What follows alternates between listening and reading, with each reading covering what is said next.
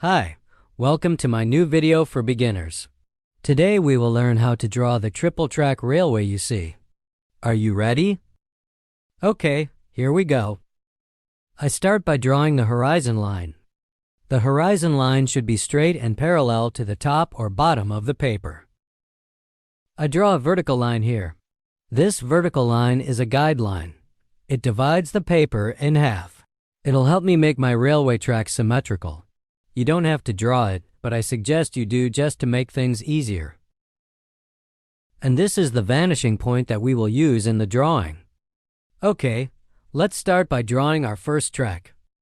Starting from the vanishing point, I draw two straight lines. First track will be between these two lines. Good. Now let's draw the rails of this track. Don't make the rail too wide and try to make both rails the same width.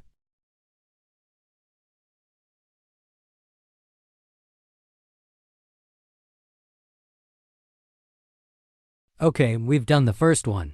Now let's draw the track on the left in the same way. We need to complete this track with straight lines coming from the vanishing point. Do not draw the tracks too close together, because think that trains will pass over them in real life. If you draw them too close, it doesn't make sense because the trains can't pass without hitting each other. If you're struggling to draw straight lines, a ruler can be a real help. Actually, it's pretty handy to have one on hand when you need to draw a bunch of straight lines. Even if you don't draw with a ruler, you can still check the accuracy of your straight lines by using a ruler. Okay, now it is time to draw the track on the right. Just make sure the distance between the tracks is the same. You can set the right distance by measuring the distances between the lines with a ruler at the bottom edge of the paper. You might have noticed that I always draw the lines really lightly, never darkly. That's because I could make a mistake at any moment and it would be difficult for me to fix it. When I finish drawing the tracks, I will give them the darkness they deserve. My advice is to wait until you finish drawing an object before using a dark tone.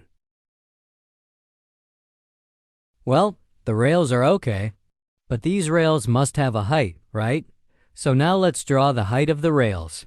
Again, we have to draw a straight line starting from the vanishing point. Be careful not to confuse which side of the rails to draw the height of the rails. Otherwise, there may be problems with your drawing.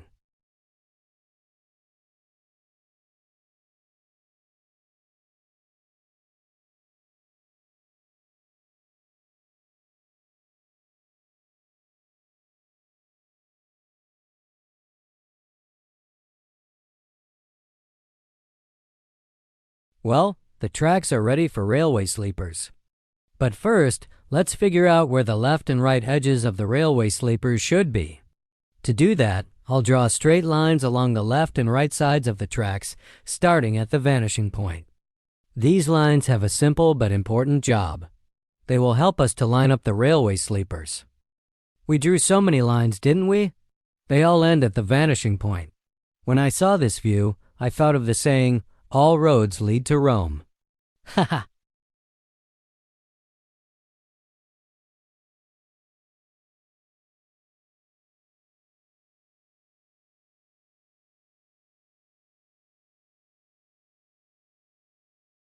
Okay, the next step is to draw the railway sleepers. Try to draw the railway sleepers parallel to the top and bottom edges of the paper. Now, just a heads up, there's one key rule of perspective you need to keep in mind. Things get smaller the further away they are. That's why the width of railway sleepers and the distance between them gets smaller. If you draw all the railway sleepers with the same width or keep the distance between them the same, it'll look a bit weird. Just watch how I draw. Everything gets smaller as it gets farther away, right?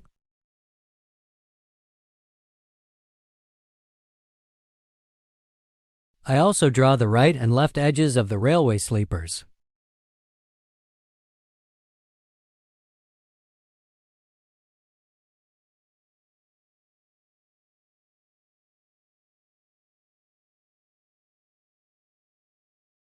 That's it. It's not too hard, is it? Let's add the railway sleepers to the other tracks. As before, we'll draw straight horizontal lines. If you've never drawn a railway track before, a triple track one can be a bit of a challenge. If you're struggling, I suggest checking out my videos on drawing single track and double track railways on my channel. Drawing a triple track railway isn't something you can just think of. If you want to learn about perspective or have a perspective homework assignment, drawing a single track railway is always the best and easiest option. But if you want to take your perspective skills to the next level, or if you want to do something cooler for homework, then try the triple track perspective. When trying to draw with the guidance of such videos, do not expect to achieve perfection at once. This is a learning and practice process. Therefore, your goal should not be perfection, but to understand the logic. Don't worry about making mistakes. Your lines might not be perfect, and the size of objects might be a bit off. Let me tell you a secret. We all make mistakes. I have also made many mistakes in this drawing so far, but making mistakes is part of the process. The important thing is to be aware of the mistakes and to correct them or not to make the same ones next time. So just relax. Okay, we're nearly finished with the railway sleepers. But every three-dimensional object has thickness, right? So let's quickly add thickness to the railway sleepers. Don't try too hard to add detail to distant objects. The details there are invisible to the eye. No need. I sped up the video so you don't have to spend too long watching it. I know that time is precious these days. Some people might be upset about the speeding, but if I post my video in real time, it will take quite a long time. It's just best this way. Sorry about that.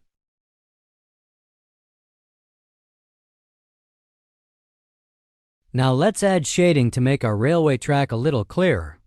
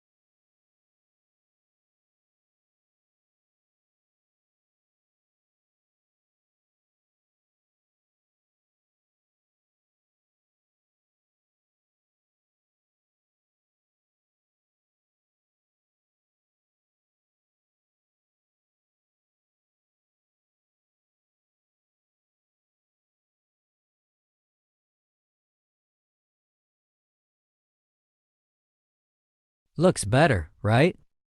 What is essential for drawing a railway track? Yes, poles. Now it's time to draw the poles. I'll draw the poles on the left of the tracks. There's no set rule for this, so you can draw the poles on the left or right. It's up to you. Before I start, there's just one thing I need to do. Figure out exactly how tall the poles should be. For the bottom of the poles, I draw a straight line here starting from the vanishing point. For the top point of the poles, I draw another straight line starting from the vanishing point. Okay, the poles will be between these two lines. I think you get the idea. Now we can start drawing the poles. Vertical lines should be drawn parallel to the right and left edges of the paper. An important rule of perspective comes into play here. As I said before, objects get smaller as they move away from us. The two guidelines we've drawn make this easy, but you should also be aware that the distance between the poles should get smaller as they move away from us. The distance between the poles should not be the same. Try drawing them so that the distance between them decreases gradually. Moreover, the thickness of the poles should decrease gradually. The thickest pole should be the one closest to us.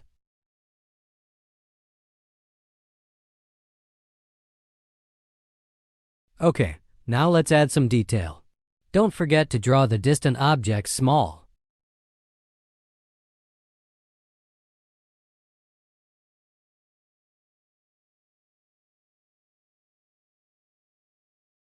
I put these here. I'll connect them when I draw the wires. Good. Now let's draw the wires. Don't use straight lines when drawing the wires. Let the wires be a little curved. This way it will be more realistic. There are usually 2 wires on these poles, but you can increase the number if you need to.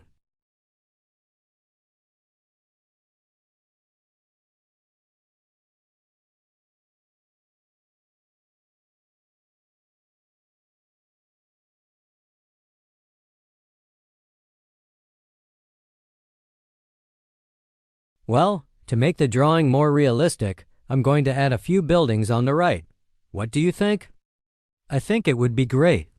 As you can see, I first drew a vertical line here. Then I draw 2 straight lines starting from the vanishing point and passing through the top and bottom of the line. Now I draw another vertical line here and connect the 2 vertical lines at the top and bottom points.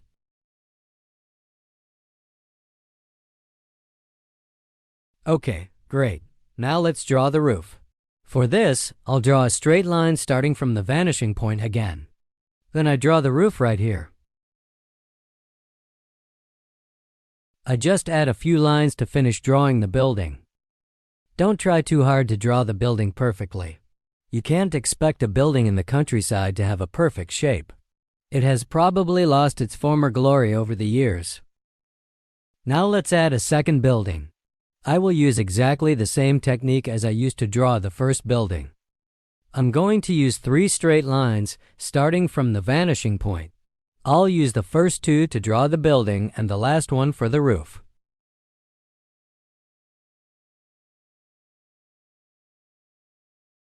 As you can see, the second building is a little bit behind the first one.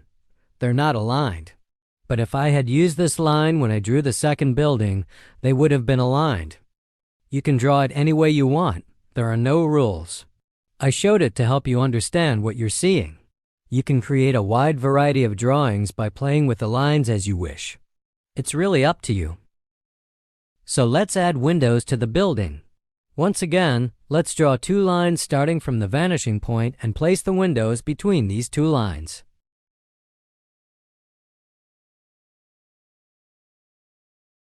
Let's not forget to draw the door using the same principles.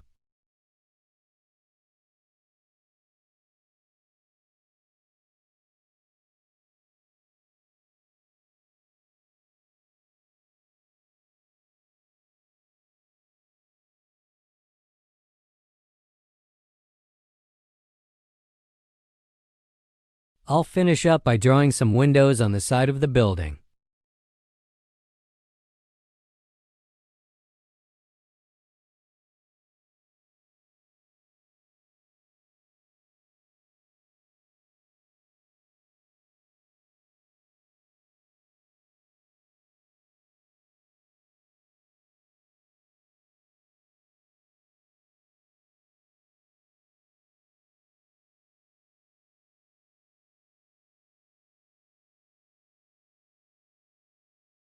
I will add a chimney to the building by applying the rules of perspective.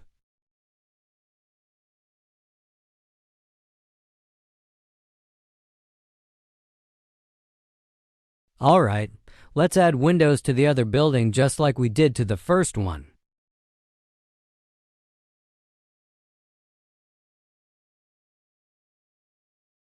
I'll add a small part of a building here to give the drawing more depth and more realism. Let's finish the drawing of the buildings with a few final touches.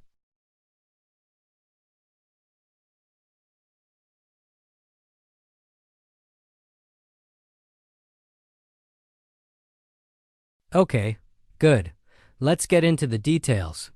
These buildings look like they belong on a farm. Farms usually have fences or walls, right? So let's add some walls to the farm. Remember to use the vanishing point again to draw the walls. And let's make it clear that the walls are made of stone with a few small touches. If you don't add these details, your drawing won't be affected, but they'll make it more realistic. They're just small details, so don't spend too much time on them. Just a few touches will do the job.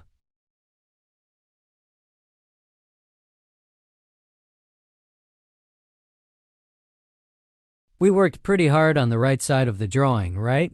What about the left side? It looks pretty empty. I think we should add a few things here. Let's put a small building on this side. Remember to follow the same perspective rules. As you can see, when working with perspective, all you need to do is follow some simple and easy rules. Perspective is not rocket science. The rules don't change. Once you've learnt them, you'll never forget them. It's just like learning to ride a bike. Once you know how, you'll never forget.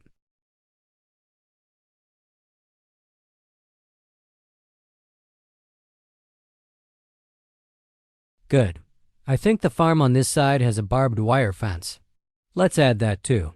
Draw 2 straight lines again and put the fence between those 2 lines. Remember to gradually reduce the distance between the wooden stakes.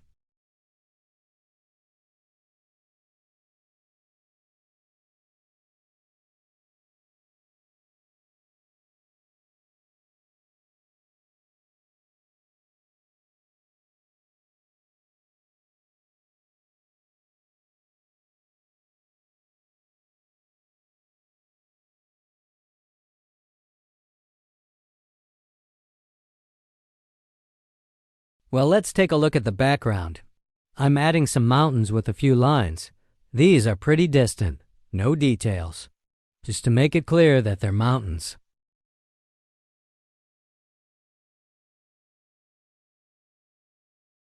Okay, now that we've done everything that needs to be done with the perspective, looks good, huh?